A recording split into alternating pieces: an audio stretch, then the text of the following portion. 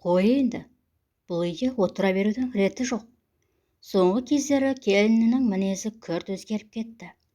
Сірә тұрмысқа шыққысы келіп жүрген болар. Мен оған қол байлау болмайын, кетейін бұл үйден. Осы кезде сыртқы есік ашылғанда тықылдаған аяқ дыбысы естілді. Сірә келген келін шығар. Қу қақпас, әлі үйде отырсың ба? Үйге дікілдей кірген келіннің айғайынан үрейі ұшқан Әсия апа шұға палтосын қолына ала салып сыртқа шығып кетті. Күннің суығына да қарамастан жұқа орамал, жұқа палтомен шығып кеткен екен. Қайта кіріп шәлісін алуға келінінен жасқанып, сәл тұрды да ілби басып балабақшаға қарай кете берді. Дүниенің бар азабы жан қинап жүріп күн көрген екен. Жылдар өткен сайын адуын келіннің күңіне айналғанын сезсе де, жалғыз ұлынан қалған кішкене немересін қимайды. Қатал тағдырдың маңдайға берген жазуына көнбістікпен, жанкештілікпен күн өткізіп келеді. Аюдай ақырған келіннен көрген қорлығын ішке жинап жүріп, анда-санда баласының бетіне барып, іштегі зар-мұңын төгіп-төгіп қайтады. Қыстың қыраулы күндерінде де қар мұз басқан суық бетті ұзақ құшып, мауқын тарқатып, шаршап қайтатын. Соңғы айларда денсаулығы күрт өзгеріп, әлсірей бастады. Қайғы-қасіреттен қажыған Әсия апа қу жанын Тәңіріне ертерек беріп құтылмақ. Құдайдан ажал тілегенмен, күткен ажалы да уақытынан бұрын келе қоймайды екен. Көңілі құлазып, өзегін өрт жайлағанда кішкене немересін емірене иіскеп жан шақырған болады. Уайым қайғыдан ерте қартайды, бар төзімі таусылды. Елудің есігін енді ашқанмен, іштегі қайғы жанын жегідей жеп барады. Бір көргенде-ақ көздің жауын алатын сұлу көркі күн сайын солып бара жатқандай. Енді бұл үйдің табалдырығын аттамастан біржола кетуді ұйғарды. Немересін балабақшадан әкелді де, маңдайынан ақтық рет қайта-қайта иіскеп, баланы ішке енгізіп жатып, ғұмыр жасың ұзақ болсын, бақытты бол, деп көз жасын сүртіп кете берді. Қыс түскелі жалғыз ұлының бетіне бармағалы да 2-3 айдай уақыт өтті. Соңғы кезде денсаулығын күтіп, күннің жылынуын күтіп жүрген. Енді амалы таусылғандықтан, қар аралас жауынға қарамастан, қала сыртындағы бетке алып, мұз аралаш шалшық суларды кешіп келеді. Кеш түсе ауа күрт салқындап, шалшық суларды қабыршық мұз басып, жол көктайғаққа айналды. Қараңғыда бір жығылып, бір сүрініп, жүрісі өнбей-ақ қойды. Маңайда тегіс меңіреу тыныштық басқан.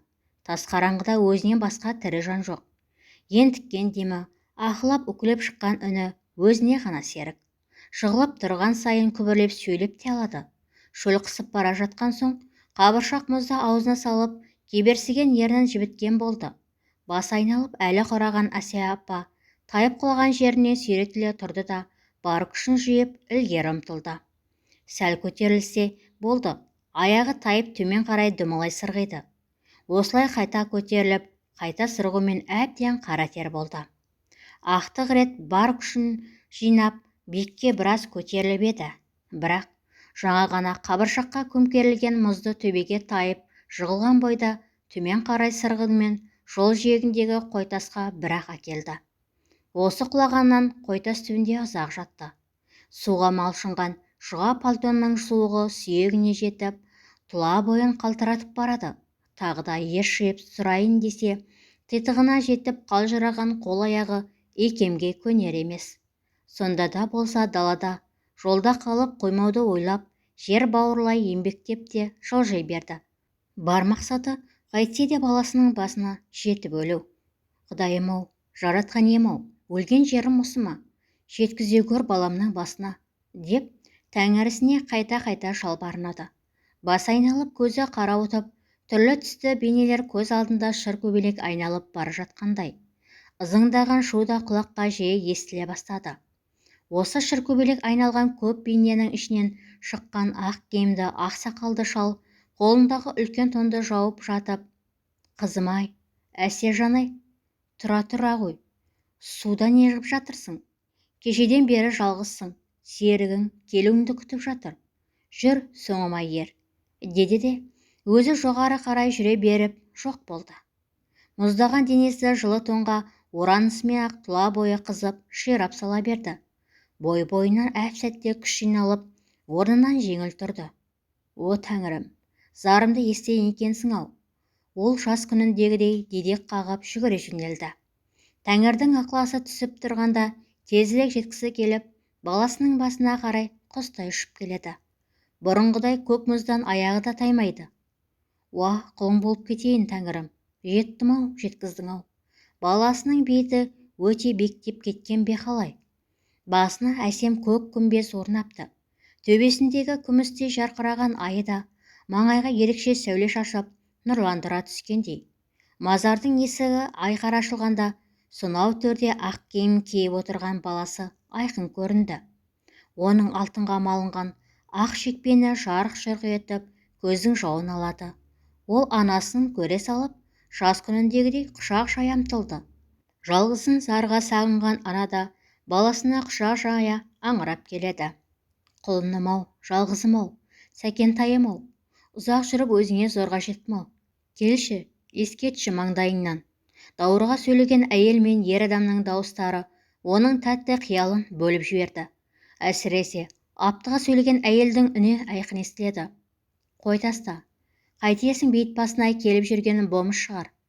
Бол кетейік, жолдан қалмайық, деді ол ер адамға.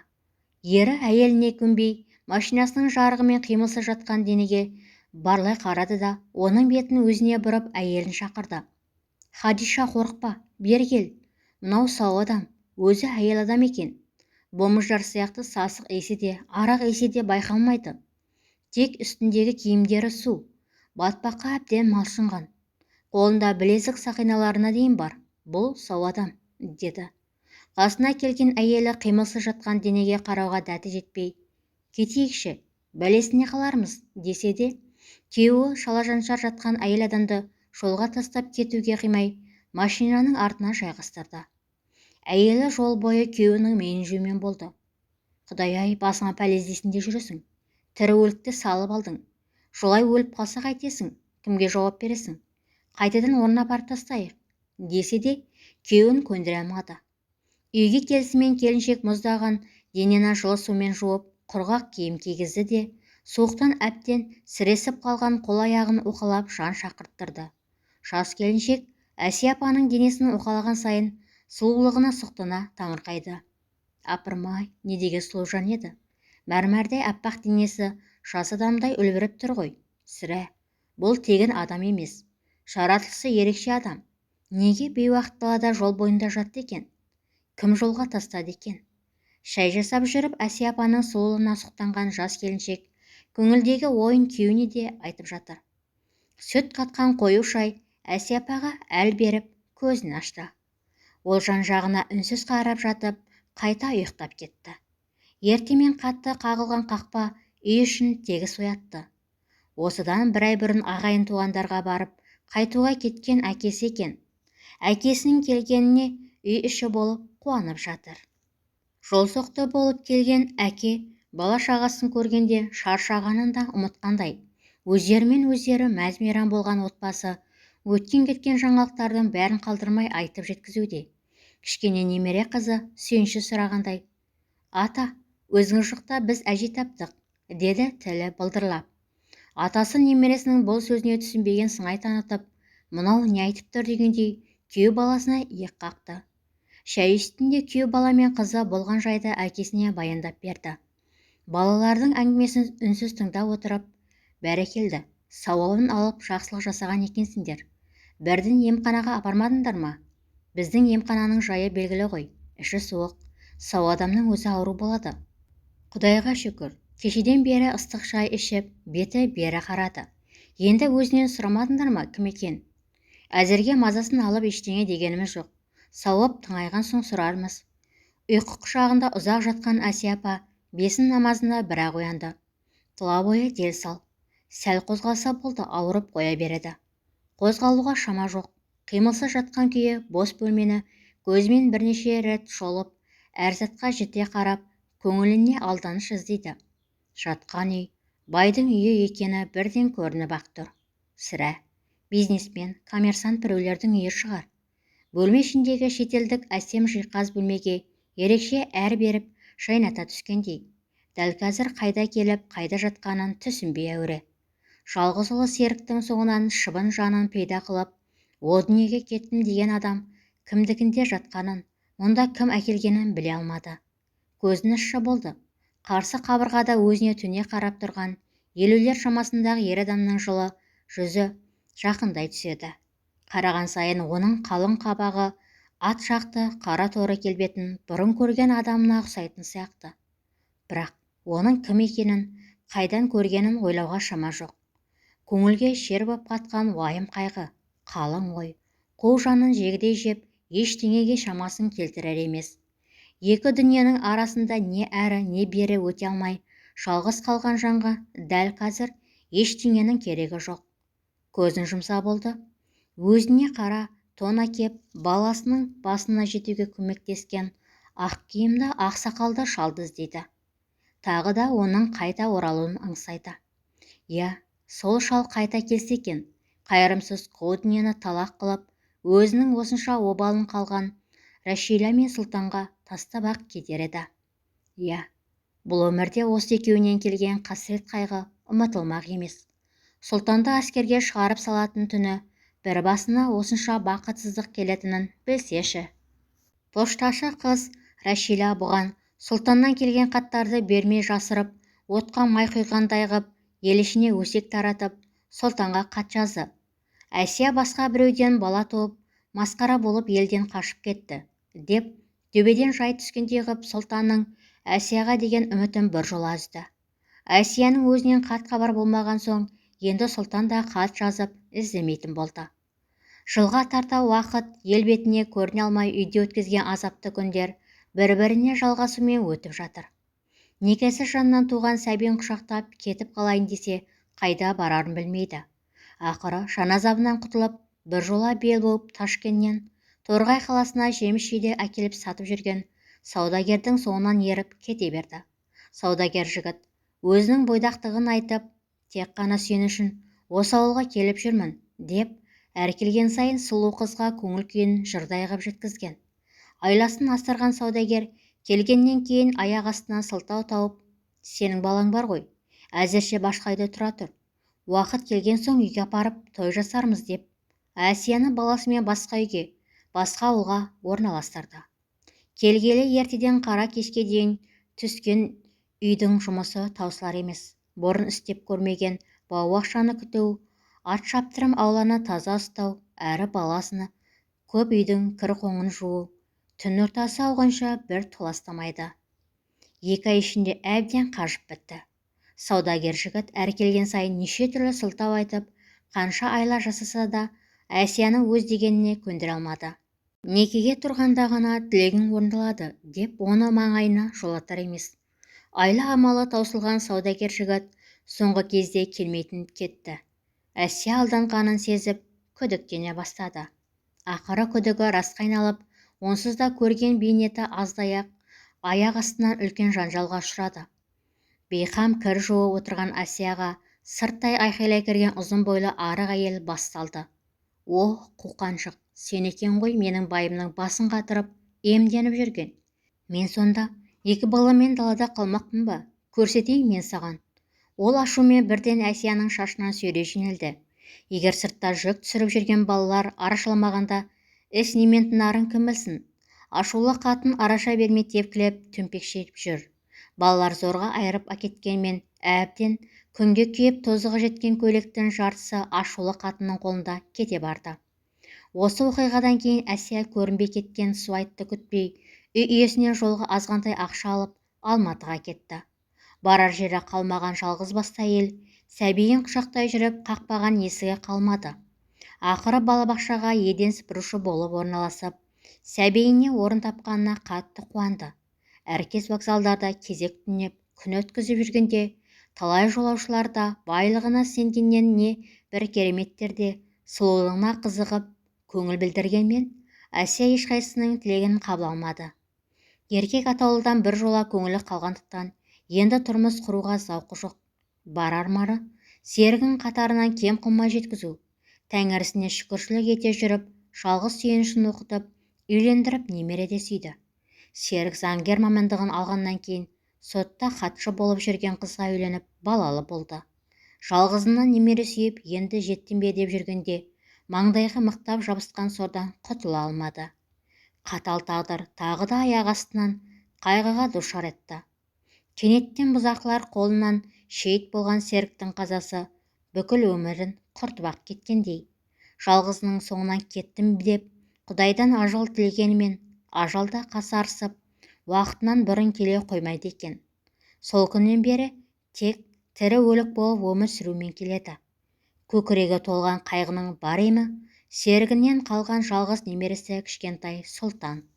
Опасыз дүниенің ең қымбаты да, қимасы да, серігінің екі көзіндей боп домаланып жүрген немересі ғана. Бір ғажабы серік әкесі Сұлтанға ұқсаса, кішкене Сұлтан серікке ұқсап, үшеуі бір-бірін бірі қайталап кеткендей. Ауыр ой құшағында жатқан Әсия апа қайта ұйықтап кетті. Шосоқты болып келген әке бүгін кеш оянды. Күндегі әдетпен қызы мен күйеу баласы жұмыстарына ерте кеткен екен. Ас бөлмеге барып шай қойып, қонағын шайға шақырмақшы болып келіп еді. Ол ұйқыда жатқан әйелдің жүзіне барлай қарап тұрып, оның ноқатта екі меңіне көзі түсті. Япырмай, жүзі таныс адам сияқты ғой. Мына кісі Әсия болмаса нетті? Соның өзі. Ол қонағын оятып алмайын деп ақырын басып шығып кетті. Ұйықтап жатқан әйелдің аққұба өңі, ектегі екі қара меңі от басқандай көз алдынан кетер емес. Құдай-ау, сол Әсияның өзі ғой, деді ол, өз күдігін өзі растағандай. Сонау бір жастық шағын есіне алып, ой-хой дүние-ай, ой-хой заман-ай. Бір кезде талай жігіттің арманы болған Әсия еді-ау. Әсия бой жетісімен-ақ маңайдағы ауылдың жігіттері оны көрмекші болып, ауылын төңіректеумен жүретін. Өзінің ерекше сұлулық сымбатымен елге аңыз болып тараған Әсия ғой. Қайран Әсия-ай, сенен тірідей айырыламын деп ойладым ба? Талай жігіт сыртынан ғашық болып жүргенде, мен де өлеңмен хат жазып, жауабын тағатсыздана күтіп жүретін едім. Сондағы өлеңім қалай басталушы еді, дегенде, Әсиягүл, айрықша оның аты Қасиетгүл. Аққудай айдындағы жалғыз едің, өзіңе ынтығумен жігіттер жүр. Көңілі қатты толқып, басқа бір сиқырлы дүниенің есігін ашқандай болған әке, айнаның алдына келіп өзінің қазіргі келбетіне көз тастады. Айнадан сақал мұрты өскен, қырау шалған шашы, ұйпа-тұйпа болған біреу өзіне таңырқай қарап тұр. Қой, мына күйімде Әсияға көрінгенім ыңғайсыз болар. Баяғы кербез сұлу Әсия ұсқыны жоқ шалды көріп шошып жүрер. Үстіне дұрыс киім киіп, өзімді өзім қалыпқа келтірейін. Өзін қашанда салмақты еркектің біріне санайтын әке, бұл жолы абыржып жүріп, бірден сабын, бірде қырынатын станокты жиі ауыстыруымен тез арада жуынып, таранып айна алдына қайта келді. Айна алдында тұрған адам енді бұған жаңағы кісіге қарағанда мен қандаймын дегендей сынай қарайтын сияқты. Аса аждағаттықпен шалқасынан таралған толқынды, бурыл шашы кісінің үстіне кигені де түсі ұқсас сұр костюм шалбар еді. Сахнаға бірінші шыққалы тұрған әртістей қобалжып тұрып, үстіндегі киімі мен аяғындағы туфлине дейін бір шолып өтті де, дәл осы күйде Әсияға қымсынбай көрінуге болады деп түйді. Сол түні мен әскерге шығарып саларда күтемін демеп едің. Амал не, көп болдың, маңдайыма сыймадың. Бір Рәшиланың жауыздығынан екеуміз де адасып қалмадық па? Енді қартайғанда менің шаңырама сені әкелген көп жолғы үмітім арманым шығар. Әсияшым, қайда деп, Тәңірге талай жалбарынушы едім. Ақыры жасым 50-ден асқанда бәйбішем қаза болып жалғыз жүргенде, сені қайта жолықтырған тағдырдан айналып кетеймін бе? Әрине, сенің күйеуің де бала шағаңда болуы мүмкін, бірақ сені тірі көргеніме, бұл өмірде сенің бар екеніңді білгеніме қуаныштымын. Құдай маған ұл бермесе де, дүниеге келген 3 қыздың бірін Әсия атадым. Ондағы ойым күнде Әсия деген атыңды естіп жүру. Айна алдына жасарып келіп тұрған әке Әсияға айтар әр сөзін жаттап, қалай бастарын ойлап тұрғанда, сыртқы есік айқара ашылып, күйеу бала кіріп келді. Ол ентіге сөйлеп, көке, бүгін жұмысым көп болып тұр. Жолай мына кісіні баратын жағына апарып тастауға келдім, дегенде, тәтті қиял құшағында тұрған әке ұйқыдан шошып оянғандай селк ете қалды. Жоқ, балам, сабыр ет. Бұл кісіні мен таниды екенмін. Бұл Әсия деген кісі. Бұрын бір ауылда тұрып, бір мектепте оқып өскенбіз. Оянған соң май-жайды біліп сөйлесейік, деді де күйеу баланы қақпаға дейін шығарып салып қайта оралды. Әсияның есігіне тақағанда оның әлсіз үні естілді. Кім бар? Балалар-ей, қайсың барсың? Әке есік алдында үнсіз тұрып қалды. Қалай кірерін, не айтарын білмей тұр. Маңдайын есікке сүйеген күй әлі де тұра берер ме еді. Жаңағы үн қайта шығып, аяқтырғыры қайта естілгенде ғана жас балаша есікті жасқана ашып үйге енді. Кірген бойда төрде диван үстінде көк қалат киіп отырған Әсияға көзі түсіп кеткенде, тұла бойы шымырлап ыстық қан басына шауып, бір орында тапжылмай тұрып қалды. Аяқ астынан мынадай көрініске тап болған Әсия екі көзі шарасынан шығып кетердей келген адамға үрейлене қарай қалған. Ештеңеге түсіне алмай, аң-таң. Әсия сал үнсіздікпен кейін барып үн қатты. Оның үнінен таңырқаудан гөрі қорқыныш байқалады. Сіз кімсіз? Неге? Үндемей тұрсыз? Дегеннен басқа ештеңе айта алмады. Келген кісі орнынан зорға қозғалып диван шетіне жайғасты. Ол бір қырын отырған күйі әңгімесін бастап кетті. Әңгімесін бастауын бастаса да шашыраңқы оймен қиюы қашқан сөздер бір-бірімен ұйқаста бар емес. Сіз мені білмейсіз, бірақ мен сізді білемін. Менің шаруам. Ол мұғалимаға дұрыс жауап бере алмай тұрған оқушыға ұқсап, әр сөзін тұтыға жұтып, енді не айтарын білмей отырғанда кенеттен Әсияның ішына шыққан даусы бөліп жерді.